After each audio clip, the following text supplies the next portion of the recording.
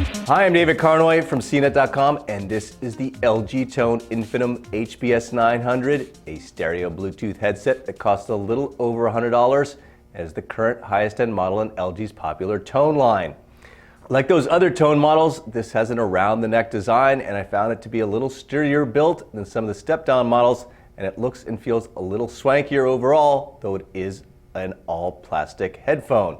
The key new feature with this model is that the earbuds, instead of adhering magnetically to the front of the neckband when not in use, retract back into it. On each side of the neckband, you'll find a button that, when pressed, reels the thin cable back in. It's a pretty nifty feature, but those cables are very thin, and I just don't know how well they'll hold up over time.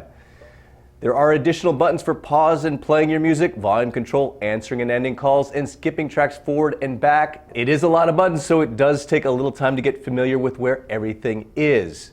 As for extra features, you get aptX, which is supposed to make Bluetooth streaming sound better for devices that support it, but this headphone doesn't feature noise canceling. As for performance, this is another LG Tone that features sound by Harman Kardon.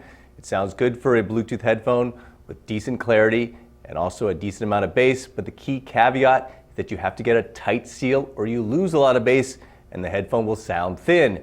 In fact, the sound is night and day if you don't get that tight seal.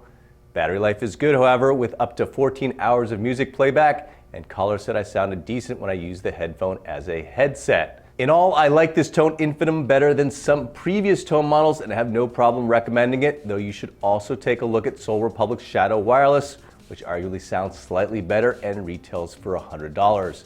I'm David Carnoy. Thanks for watching.